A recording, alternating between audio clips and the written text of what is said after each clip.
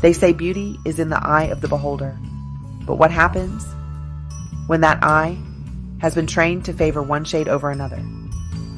What happens when the whispers of history echo through our homes, schools, and relationships, reinforcing the painful message that lighter's better, darker is less desirable, and worth is measured by the hue of our skin?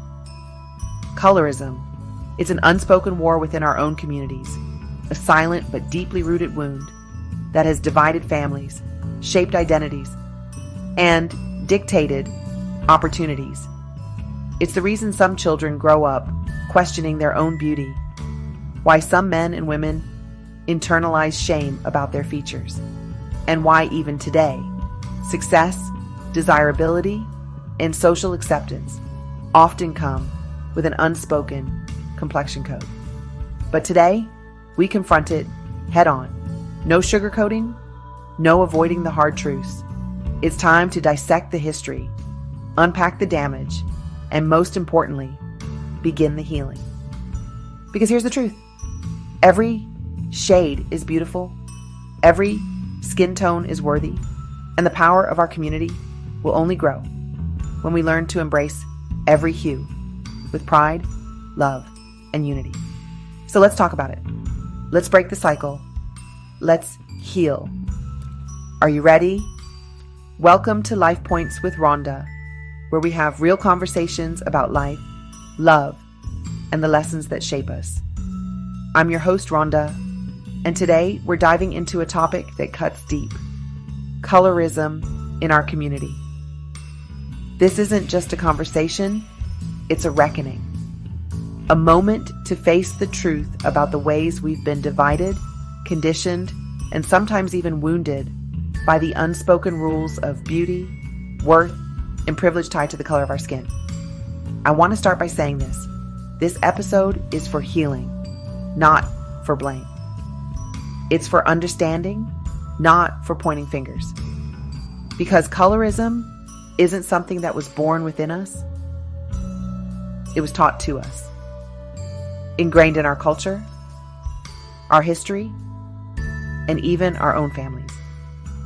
Some of us have felt its sting firsthand, whether it was being told to stay out of the sun so we don't get too dark, being called pretty for a dark-skinned girl, or being placed on a pedestal simply for having fairer skin. And the truth is, these messages don't just disappear. They shape our self-worth. They impact the way we love ourselves and each other. They influence who gets opportunities, who gets celebrated, and who is left feeling unseen. But here's the most painful part. Colorism is a divide within our own people. It's a barrier between sisters, brothers, mothers, and fathers. It's the remnants of a system that once told us that some of us were closer to freedom, closer to acceptance, simply because of the way our skin reflected the light. Today, we're breaking down those barriers. We're unlearning. We're speaking truth. And most importantly, we're choosing to heal. Because this conversation isn't about placing blame. It's about finding our way back to each other. So, I invite you to open your heart. Whether you've been on the receiving end of colorism, whether you've benefited from it, or whether you've unknowingly perpetuated it, this episode is for all of us. It's time to have the conversation that's long overdue. Before we dive in, I want to take a moment to remind you, conversations like this matter. If we're going to heal, we have to be willing to face the truth together. And that's exactly what we do here on Life Points with Ronda. So, if you haven't already, make sure you subscribe, follow, and turn on notifications so you never miss an episode. If this message resonates with you, share it with someone who needs to hear it. Let's keep this conversation going, because healing starts with awareness, and awareness spreads when we speak up. You can also join me on my YouTube channel Facebook, Instagram, and Patreon. Just search for Life Points with Ronda. For YouTube, it's Life Points with Ronda 2968. I'd love to hear your thoughts, your experiences, and your journey with this topic. Your voice matters. All right, let's get into it.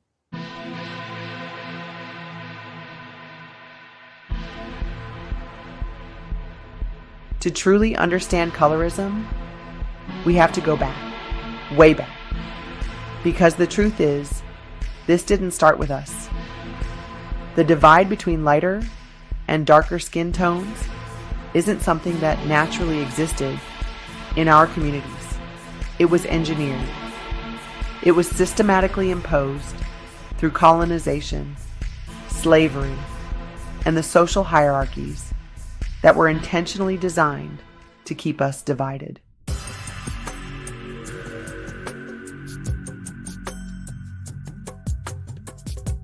During slavery, one of the most effective tools used to control and manipulate enslaved people was division. Lighter-skinned individuals, often the children of slave masters and enslaved women, were sometimes given preferential treatment. Many were forced into servitude within the house, rather than working the fields, creating a stark difference in experience and privilege between the enslaved. But this favoritism was not an act of kindness. It was a calculated method of control. If they could make us turn against each other, if they could make us envy or resent one another based on skin tone, then we would be less likely to unite against the real enemy, oppression itself. And the scars of that system didn't just fade away. After slavery, colorism continued through the paper bag test, the blue vein society, and even access to certain jobs, schools, and social circles. Some families even encouraged their children to marry up by choosing lighter-skinned partners, hoping to give the next generation a better chance at success. And in some spaces, that preference still lingers today. Whether it's in the modeling industry, corporate spaces, or even within our own personal relationships.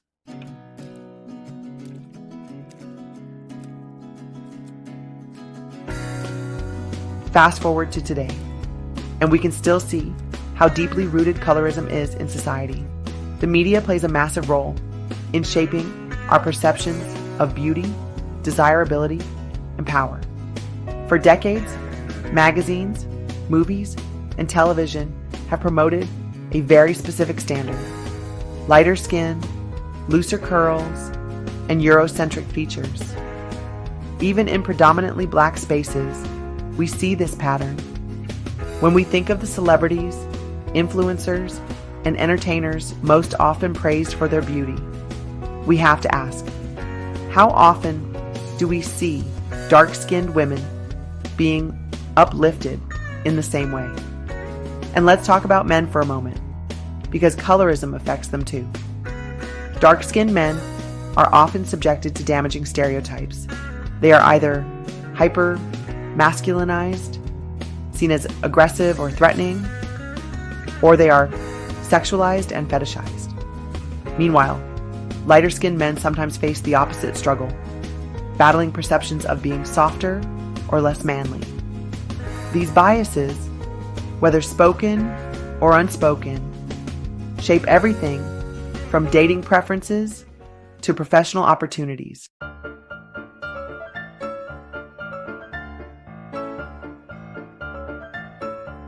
Internalized colorism, when the wound becomes the mindset. Perhaps the most heartbreaking effect of colorism is internalized self-hate. How many of us have heard stories or lived them where a child grows up feeling less than because of their skin tone? How many young girls and boys have looked in the mirror and wished they were lighter? because that's what they were taught was better. These wounds don't just stay in childhood. They grow with us. They influence how we see ourselves, how we choose our partners, and even how we treat each other within our own communities. And if we're not careful, we can unknowingly pass these same painful ideas down to the next generation. But here's the truth. Colorism was never ours to begin with. It was planted in our minds by systems meant to keep us divided. And now it's up to us to pull those roots out and plant something new. Something built on love, unity, and pride in every shade of melanin.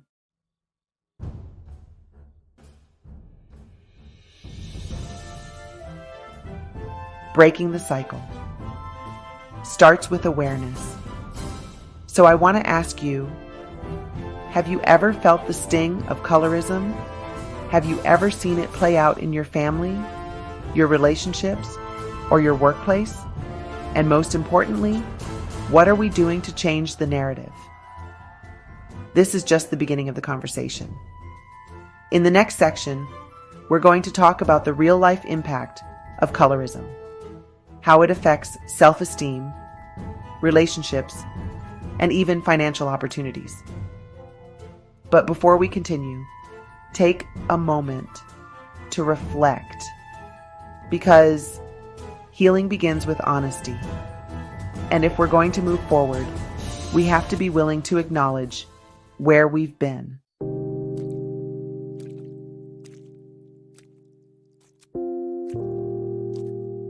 The real-life impact of colorism, how it affects self-esteem, relationships, and opportunities.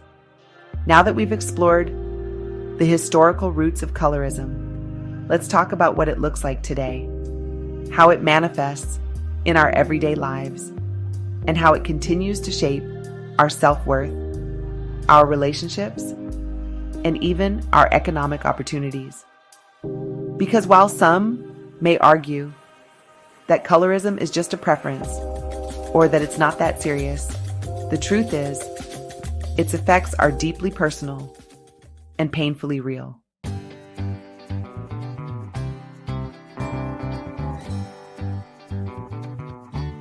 Colorism doesn't just shape how the world sees us, it shapes how we see ourselves. From an early age, many Black and brown children absorb messages about which skin tones are considered beautiful and which ones are not. Let's talk about a common, heartbreaking experience. The playground test. Think back to childhood, whether it was in school, at family gatherings, or even in everyday interactions. How often were children praised for their lighter skin, while darker-skinned children were made fun of, called names, or told that their beauty was somehow less than? Many dark-skinned women, in particular, recall being referred to as burnt, too black, or being told outright that they weren't as pretty as their lighter-skinned peers. Meanwhile, many light-skinned women have faced accusations of being conceited or thinking they're better simply because society placed them on a pedestal they never asked for. And these messages don't just disappear as we grow older. They become deeply internalized. Some dark-skinned women struggle with self-esteem, feeling overlooked in social settings, media representation, and even in the dating world. Some light-skinned women struggle with identity, feeling like they have to constantly prove their blackness or face resentment from their own community. Some dark-skinned men grow up hearing that their complexion makes them dangerous or intimidating rather than handsome or desirable.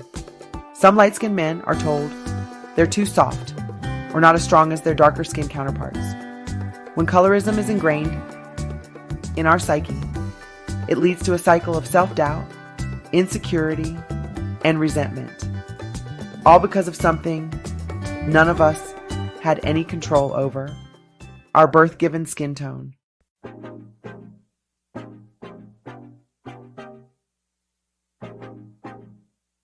One of the most controversial areas where colorism plays out is in dating and relationships.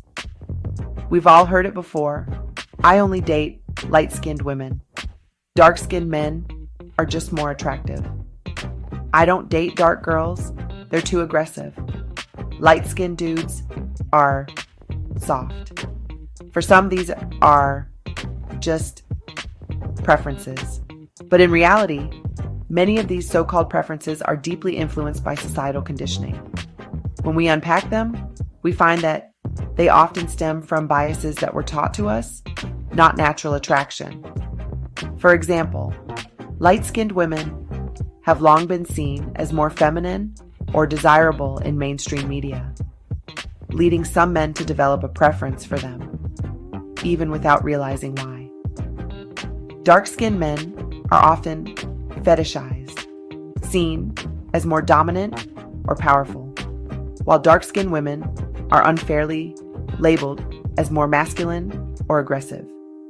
Many women, especially in the entertainment industry, have spoken about being overlooked for roles, music, deals, or modeling contracts because their complexion didn't fit the marketable look.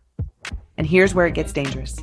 When these preferences become widespread, they create real barriers to love, confidence, and even self-acceptance. Colorism has caused deep pain in relationships, leading to low self-worth, feeling unworthy of love or attention because of skin tone, resentment within the community, feeling rejected by the very people who should uplift each other, and generational wounds, parents passing down these toxic beliefs to their children. And let's be real, how many times have we seen people lighten their skin with harmful bleaching creams just to feel beautiful or accepted? That's not just about preference. That's about pain.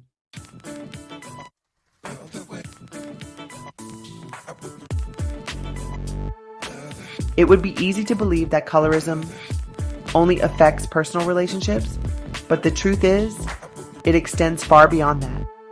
Colorism has financial consequences. From hiring practices to promotions, skin tone has been used as an unspoken factor in professional success. Studies have repeatedly shown that lighter-skinned Black people earn more on average than their darker-skinned counterparts, even when qualifications and experience are the same. Lighter-skinned job applicants are more likely to be hired over darker-skinned applicants. Dark-skinned individuals, particularly men, face harsher prison sentences and are perceived as more of a threat in legal settings. In media, entertainment, and even corporate spaces, we see the same pattern. Those with lighter skin are often given more visibility, more opportunities, and more privileges. And let's talk about beauty and social media for a moment. We've all noticed that lighter-skinned influencers, even in Black spaces, often receive more followers, brand deals, and visibility. Dark-skinned content creators have to work twice as hard for recognition. The beauty industry continues to push products that promise brighter, clearer, or glowing skin, reinforcing the idea that lighter skin is somehow better. It's exhausting, it's unfair, and most importantly, it's time for change.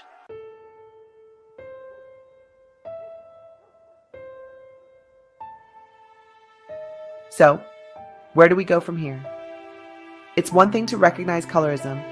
It's another to actively work to undo its damage. The healing starts with 3 things. First, awareness. Recognizing the ways colorism has affected our lives. Second, accountability. Calling it out when we see it, whether it's in conversations, the workplace, or media. And third, action, choosing to uplift every shade, support dark-skinned individuals, and create spaces where beauty isn't defined by complexion. In the next section, we're going to explore what healing from colorism looks like as individuals, as a community, and as a collective movement toward unity. But before we move forward, I want to ask you, have you ever felt the impact of colorism in your life? Have you seen it affect others around you? What steps can we take to change the narrative for future generations? Because the truth is, we all have a role to play in breaking this cycle.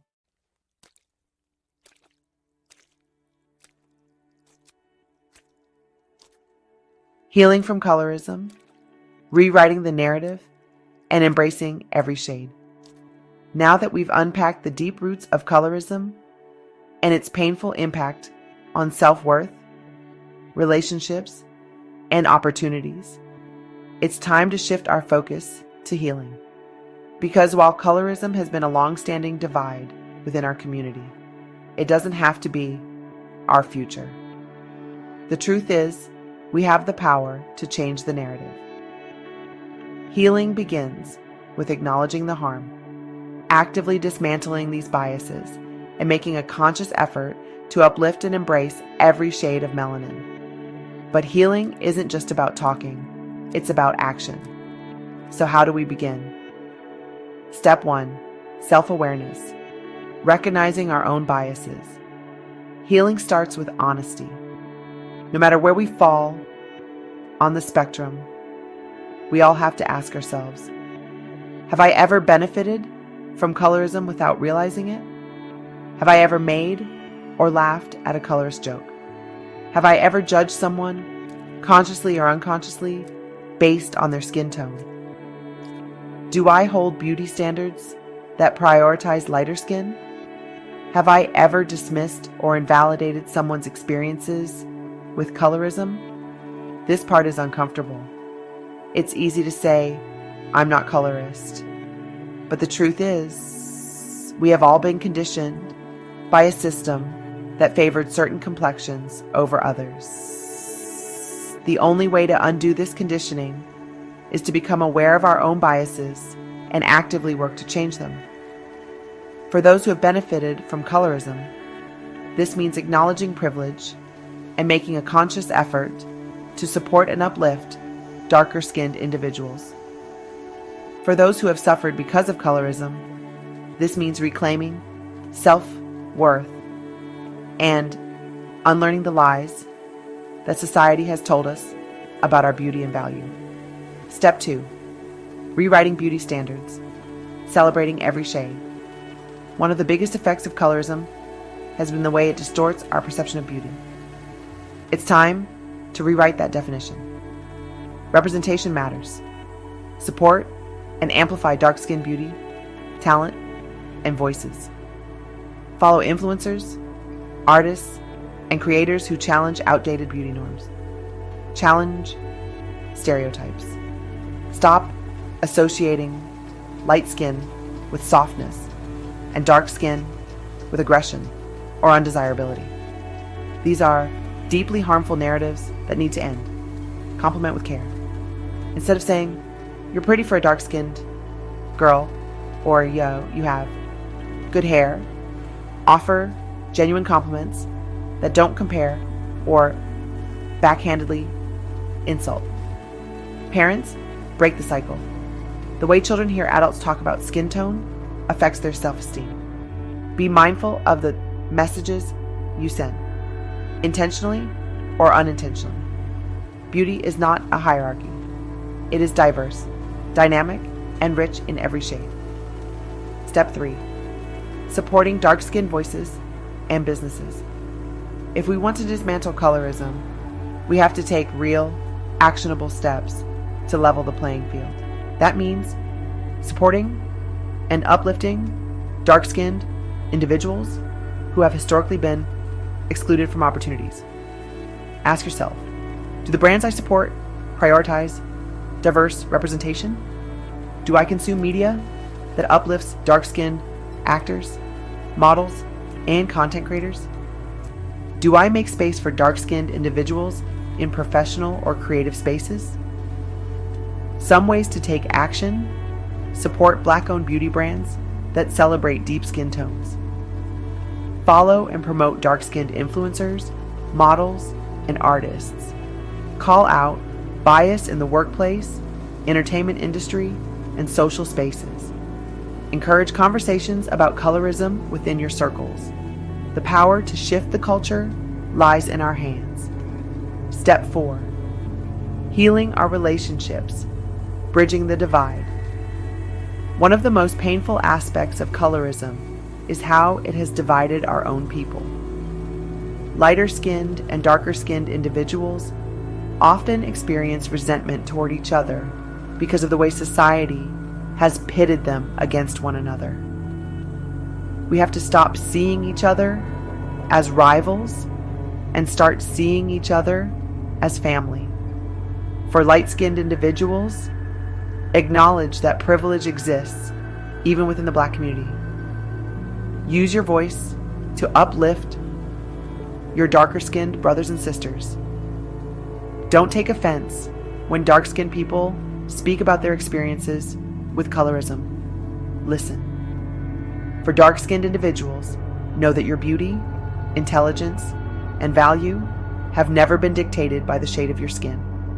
Don't allow bitterness or pain to create division. Channel it into empowerment. Challenge colorism, but also make room for reconciliation and unity. Our strength is in unity, not division. Step 5. Teaching the next generation, ending the cycle. If we want to heal, we must make sure the next generation doesn't carry this pain forward. Teach children that beauty is not skin deep. From an early age, we must affirm their worth, regardless of their complexion. Expose them to diverse representation. Books, dolls, movies. Make sure they see all shades of Black beauty. Correct harmful language. If you hear a family member say something colorist, challenge it. Lead by example. Children absorb what they see and hear. Be mindful of the biases you project. We don't have to pass down the wounds we inherited. We can break the chain, the path forward, unity in every shade. Colorism has done enough damage. It has taken enough from us. It has created enough division. But today, we choose something different. We choose healing. We choose self-love. We choose unity. Every shade is beautiful. Every skin tone is worthy. Every person deserves to feel valued.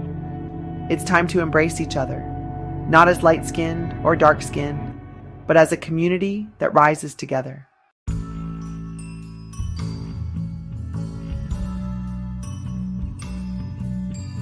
One of the most damaging effects of colorism isn't just what others say about us. It's what we begin to believe about ourselves. Internalized colorism is the silent battle many people face when they've been conditioned to see their own skin tone as less than, unworthy, or undesirable. This is where the deepest healing must happen, within ourselves. Because no matter what society tells us, we define our worth, our beauty, and our identity. Before we can heal, we must first recognize the signs of internalized colorism. Ask yourself, have I ever felt less attractive because of my skin tone? Have I ever wished I were lighter or had a different hair texture? Have I ever looked at a beauty product and thought about how it could fix or brighten my complexion? Have I ever felt unworthy of certain opportunities, partners, or success because of my skin color? Do I feel triggered or uncomfortable when I see darker-skinned individuals being celebrated? If the answer to any of these is yes, it's not your fault. You've simply been exposed to a system that has spent centuries conditioning people to believe these things. But the good news is, you can unlearn it. So, how do we heal and reclaim self-love? First, affirm your beauty and worth daily. Your skin is not a flaw, it is divine. Your melanin is not a setback, it is power. Start replacing old beliefs with affirmations that remind you of your inherent beauty. My skin is a masterpiece. I am beautiful in every shade. My melanin is radiant, powerful, and worthy. I do not need to be lighter to be loved. I am already enough.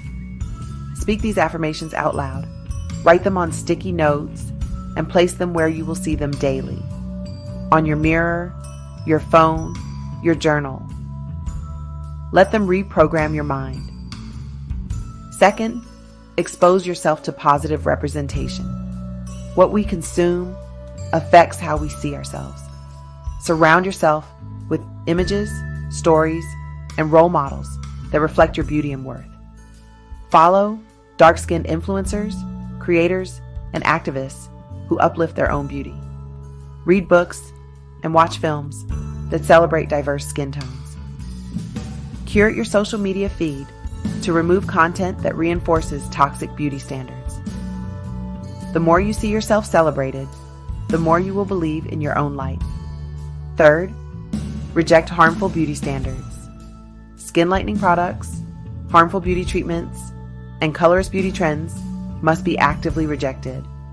Instead, focus on nourishing, protecting, and loving your skin exactly as it is. Self-love means choosing health over harmful beauty practices, confidence over comparison, and authenticity over external approval. You do not need to fit into anyone's Eurocentric beauty standard to be beautiful. You already are. And finally, set boundaries against colorist comments. Healing from internalized colorism also means protecting yourself from environments that reinforce it. If a friend or family member makes a colorist comment, call it out. If someone tries to diminish your beauty, correct them with love, but with firmness. If a workplace or social setting subtly enforces colorism, challenge it or remove yourself. You deserve to exist in spaces that see your worth in every shade.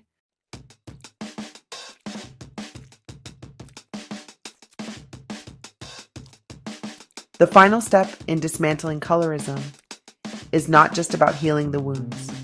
It's about preventing future generations from inheriting them. If we are truly committed to change, we must take intentional steps to ensure that our children, families, and communities no longer carry this burden. So, what does a future without colorism look like? And how do we get there? First, we need to teach the next generation a new standard. Children are not born seeing one skin tone as better than another. They are taught this bias. If we want to break the cycle, we must be proactive in shaping the way young minds see beauty and worth. Ways to teach children a new standard include exposing them to diverse dolls, books, and media that showcase all skin tones as beautiful. Never letting colorist jokes slide. Explaining why they are harmful. Encouraging positive language about their own and others' skin color. Making sure they see dark-skinned role models thriving in all fields. The next generation should not grow up questioning their beauty or their worth. We have the power to make that happen. Second, we must hold industries and institutions accountable. Colorism is not just a personal issue. It is systemic. If we want real change, we must demand that corporations, media, and professional spaces take responsibility. Challenge brands that fail to provide proper representation. Support businesses that uplift and celebrate all shades of melanin. Call out discriminatory hiring practices, pay gaps, and biases in the workplace. Refuse to accept media that continues to reinforce Eurocentric beauty standards. We are consumers, viewers, and voices that hold power. Let's use it. And third, we must choose unity over division, always. At its core, colorism is a tool of division. It was created to separate us, to make us turn against each other instead of standing together. But now, we know better. And when we know better, we must do better. Light-skinned individuals should stand in solidarity with dark-skinned individuals, advocating for fairness and representation. Dark-skinned individuals should reject self-doubt and embrace the fullness of their beauty and power. Communities should hold space for open conversations about colorism without fear or shame. We are one people, and we are at our strongest when we uplift every shade of us.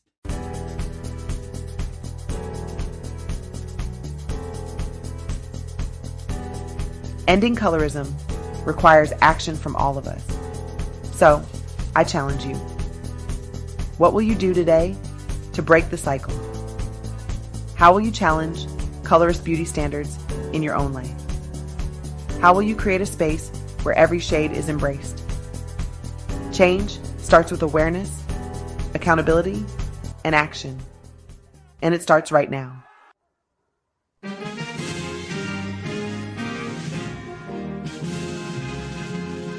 If this conversation resonated with you, don't let it end here. We need to keep this dialogue going, because healing doesn't happen in silence. Make sure to subscribe to Life Points with Ronda so you never miss an episode. Follow me on YouTube, Instagram, Facebook, and Patreon, because real change happens when we show up together. Share this episode with someone who needs to hear it. This is our movement. This is our healing. And together, we will break the cycle and create a future where every shade is celebrated. Thank you for being part of this journey. Let's keep pushing forward. Thanks for joining me on Life Points with Ronda.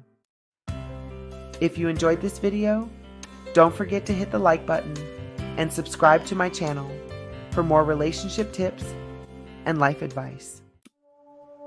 Looking for more in-depth conversations and exclusive content? Visit my website at lifepointswithronda.com. Discover insightful podcasts, blog posts, and resources that will help you build stronger relationships and improve your daily life. Join our community on Facebook, Instagram, and TikTok for daily inspiration and updates. And remember, every relationship starts with you. Let's make life better together.